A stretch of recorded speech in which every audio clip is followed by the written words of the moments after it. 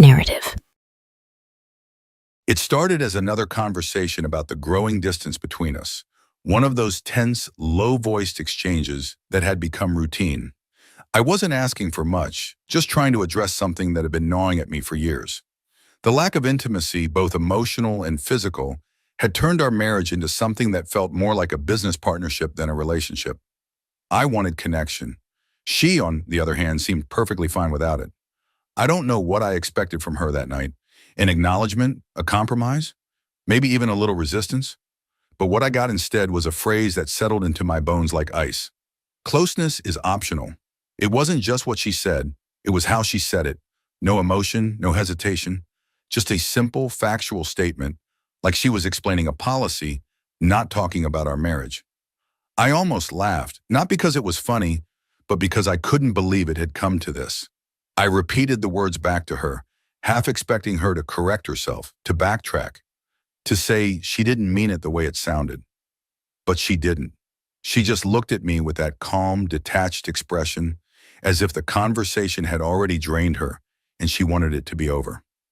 That was when something inside me shifted. For years, I had been the one trying to fix things, the one initiating conversations, offering solutions, trying to remind us both that what we had was worth saving. I had told myself that marriages went through phases, that we were just in a rough patch. I convinced myself that if I tried a little harder, if I was more patient, if I gave it time, things would improve. But that night, as I stood there staring at the woman I had built a life with, I realized I was the only one still holding on. Closeness is optional. That was the permission slip I didn't know I needed. For the first time in years, I wasn't angry. I wasn't hurt. I wasn't desperate to make her see things my way. I just felt done. If closeness was optional, then so was everything else. I didn't argue. I didn't try to explain why that statement hurt. Instead, I nodded. A simple, quiet nod, because there was nothing left to say. And in that moment, something became clear to me. I had been negotiating my own worth in this marriage. I had spent years trying to prove that I deserved love, that I deserved attention, that I deserved to feel wanted. I had made my own value conditional on her willingness to give me what I needed.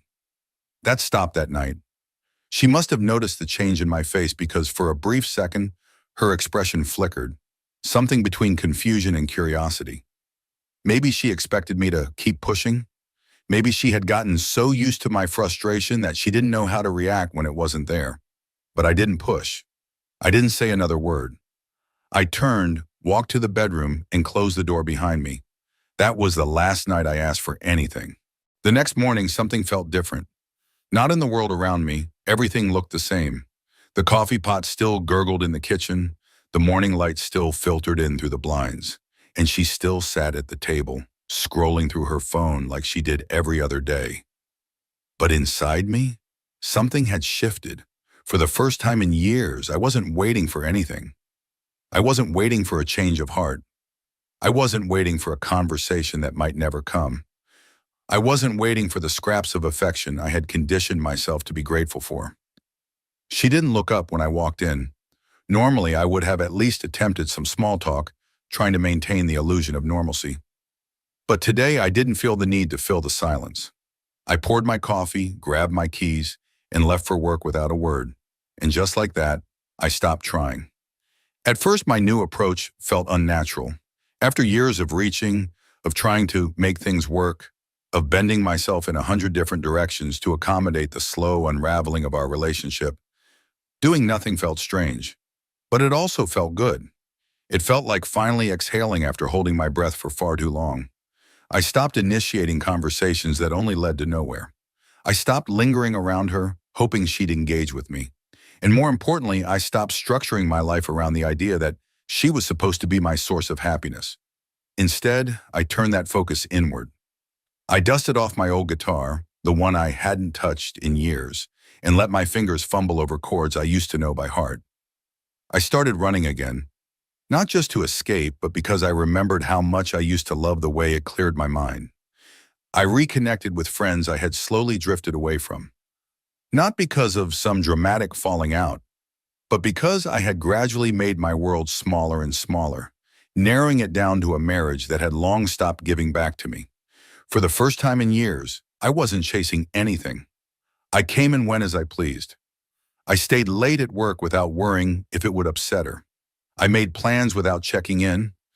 I stopped weighing my words, stopped calculating my actions, stopped caring whether or not she noticed me pulling away. And the funny thing? She did notice. Not right away, but little by little, the cracks started to show. She would glance at me when I didn't acknowledge her presence in the ways I used to. She would make offhand comments about how I seemed different. Once she even asked if something was wrong. I just shrugged. Closeness is optional. She didn't respond to that. There were no arguments, no dramatic confrontations, just a slow, steady shift in the dynamic. I wasn't playing a game. I wasn't trying to make her jealous or manipulate her into seeing my worth. I had simply stopped accepting a marriage where I had to beg for connection. And for the first time in a long time, I felt free. At first, she didn't take my change seriously. She assumed it was a phase. Maybe she thought I was sulking, trying to make a point, waiting for her to react so I could pull her into another exhausting discussion about what was wrong with our marriage. But I wasn't waiting for anything. That's what made this different from every other time. A week passed, then another. She watched as I moved through the house like a man who had finally decided to occupy his own space rather than tiptoe around hers. I wasn't cold. I wasn't cruel. I was just indifferent. I spoke to her when necessary, but I didn't reach beyond that. If she made a comment, I responded with a simple answer. No extra effort, no attempt to stretch the moment into something meaningful. For the first time, I treated her the way she had been treating me for years. At first, she didn't react much. She still moved through her days like nothing had changed, still spent hours scrolling through her phone, still gave me the same passive, absent-minded presence she always had. But something was different now, and I could feel it. Before, when I had been the one trying, there was a balance. She had been the one with the upper hand, the one who got to choose when and how we interacted, the one who decided when I was worthy of attention. But now, that power was slipping. She started watching me more closely. I caught her looking at me across the dinner table, waiting for me to say something that never came. I noticed the small hesitations before she left the room, like she expected me to call her back, to ask her something, to engage. But I didn't. One night she lingered in the hallway outside the bedroom while I sat on the edge of the bed, tuning my guitar. She hadn't done that in years, just stood there watching me, like she was trying to figure something out. "You've been quiet lately," she said. I kept tuning the guitar. "Yeah." Silence stretched between us, heavy and unfamiliar. "Are you upset?" That made me pause.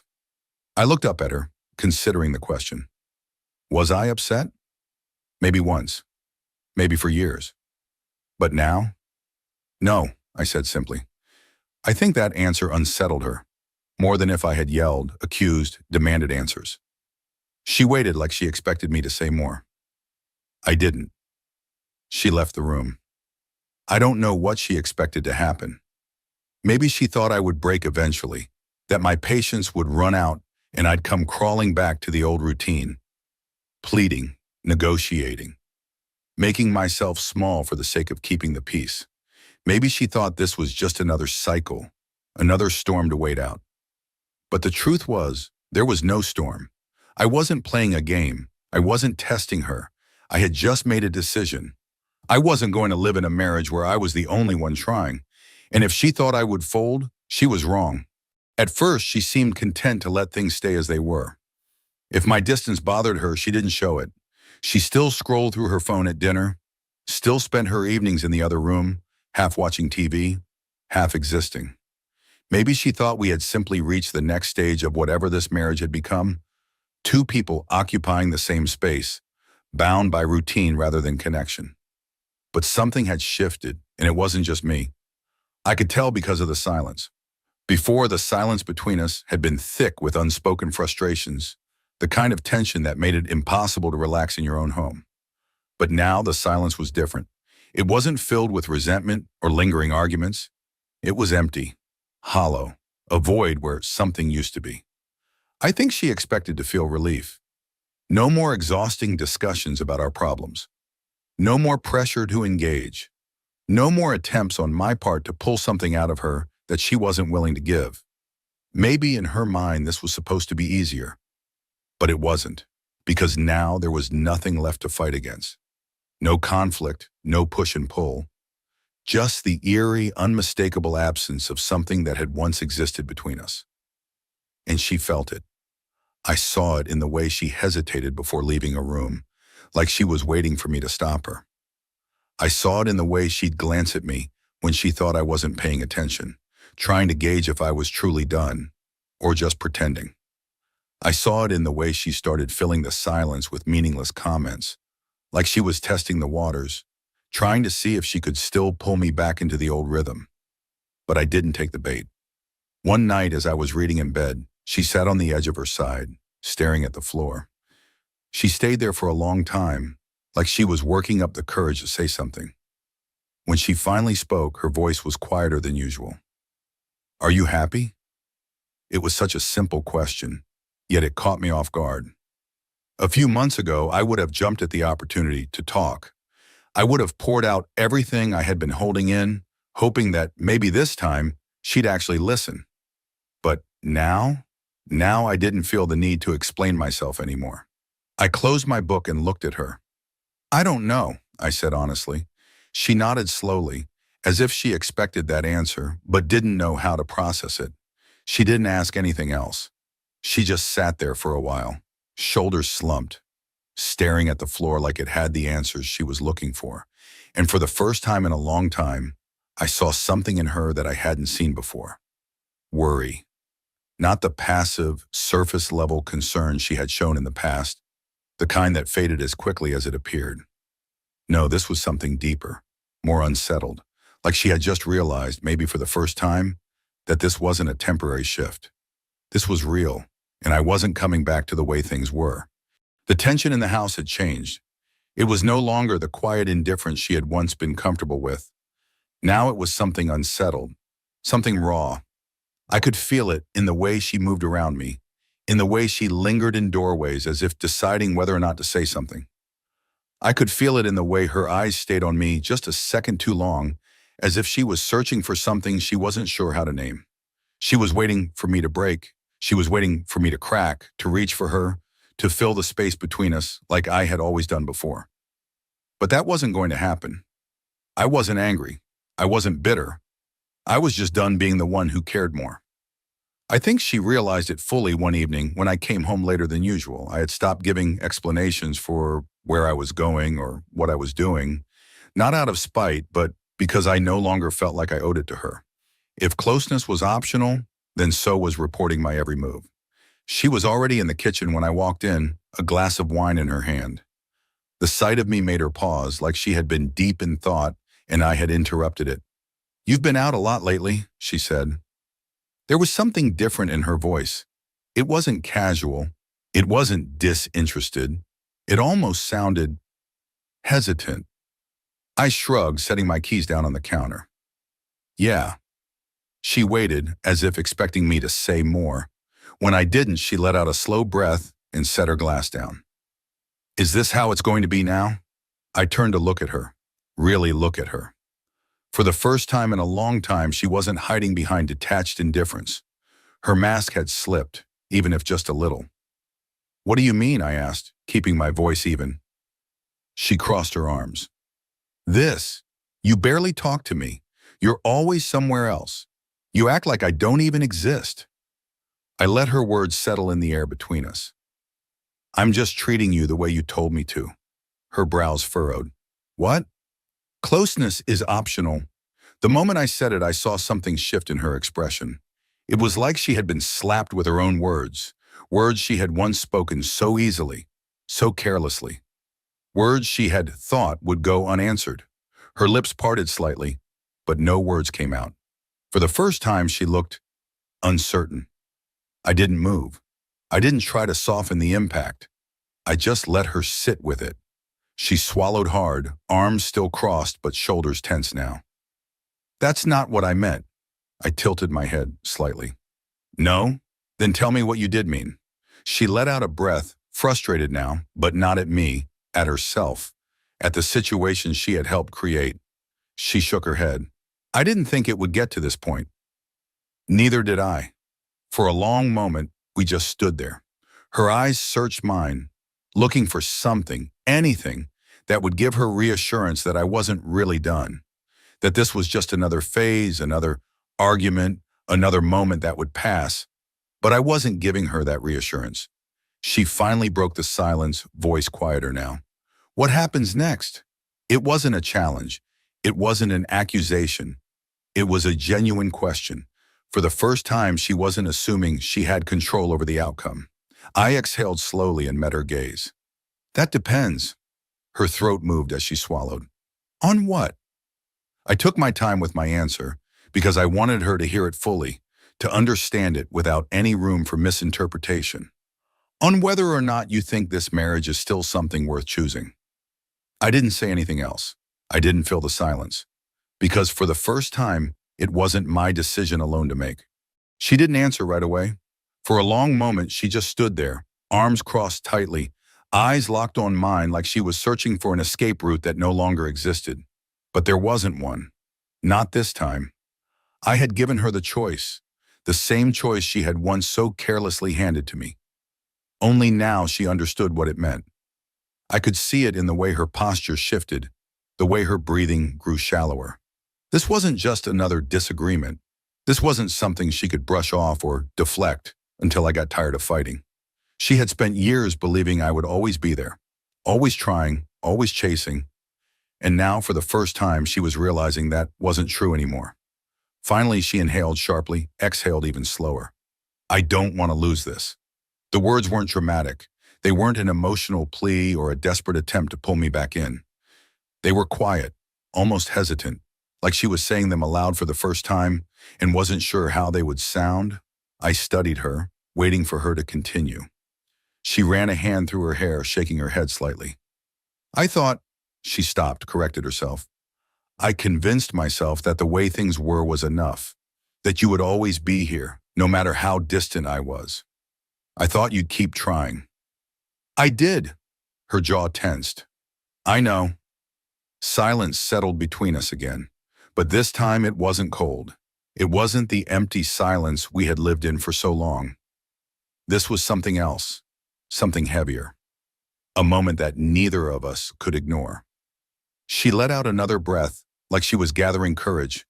I was wrong. I waited because I needed to hear more. I wasn't interested in half apologies or vague acknowledgments. I had spent too many years accepting the bare minimum. She must have realized that because when she spoke again, her voice was steadier. I don't know how to fix this. I don't even know where to start. But if you're willing to try, I want to try too. I watched her, looking for signs of hesitation, for anything that told me she was saying this just because she was afraid of being alone. But what I saw in her face wasn't fear. It was something closer to understanding. For the first time, she saw things clearly. I let her words settle before I spoke. This only works if it's a choice. Every day, not just when you're afraid of losing me. She nodded. I know. I studied her for a long moment before responding. Then we don't go back to how things were. We start over, from the beginning. She swallowed hard as if the weight of that reality was only just hitting her. Okay. It wasn't a promise. It wasn't a declaration of love or a dramatic reconciliation. It was a decision, and for the first time in years, it wasn't just mine to make. Our story has come to an end. If you've made it this far, how about subscribing to our channel? It helps us immensely.